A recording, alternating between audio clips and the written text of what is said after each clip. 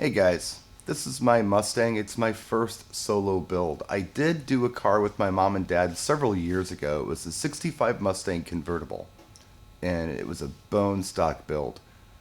Now, going down the road in a straight line, the car just floated. As soon as you make a turn though, the front end dips and you can really feel if they corner terrible compared to today's cars. The 60s cars were like that. They were built for comfort, not for handling. What I didn't want to do is do a Shelby Drop on it and do all kinds of stuff that would hurt the ride quality of the car. Maybe the Shelby Drop doesn't hurt the ride quality, but I didn't want to take any chances. I did a couple of other things that made a difference.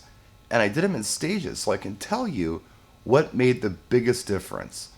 By far, the thing that made the biggest difference in the handling of this car is this thing right here. It's an export brace.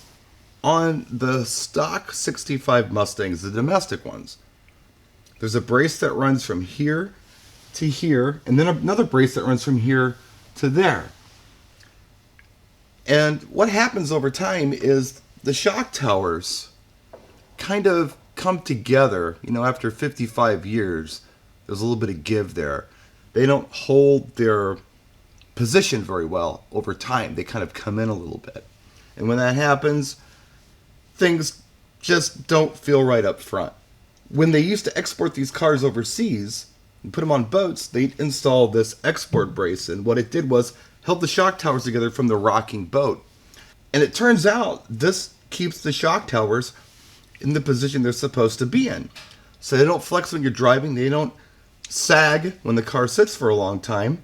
The only problem is they're bare to put on because after 55 years, things tend to come in a little bit more than you'd think.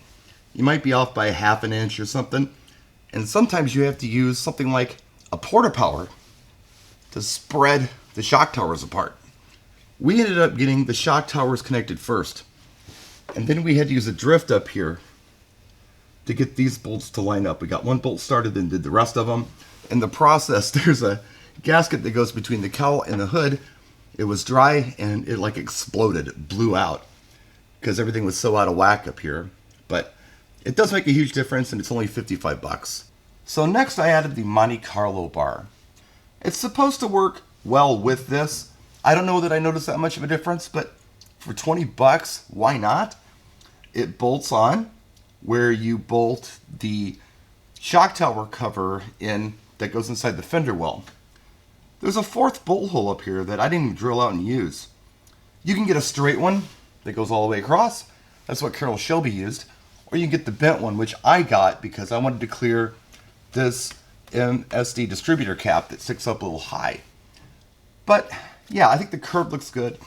It clears the air cleaners real well, whether you're using something like this or the stock top hat. And for 20 bucks, why not? Something else I did was replace that 13/16 hollow sway bar with a solid 1 inch. And it corners so much better.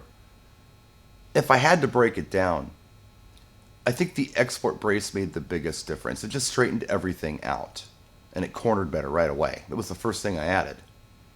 Next up would be that 1 inch sway bar. That was a huge improvement. That Monte Carlo bar, I'm not sure what it did, to be honest with you, but it was supposed to work well with the export brace, and it was only, 20 some bucks. And it looks cool on there. I mean, how wrong can Carol Shelby possibly be? He's the one who came up with that.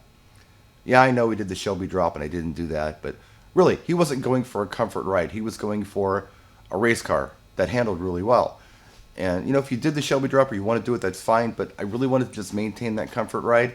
I was afraid the Shelby Drop might hinder that a little bit. So this is fine for me. I have done other things. I've got Scott Drake GT springs in here. I've got open tracker roller perches. But just by adding those three things, it made a huge difference. So, I don't know, I'm a first-time builder, but that's what I've discovered. And if you have any questions, let me know in the comment section. I may not be able to answer them for you, but I'm learning as I go. Maybe we can teach each other some things. So, anyway, that's it. Quick video for you. We'll see you next time.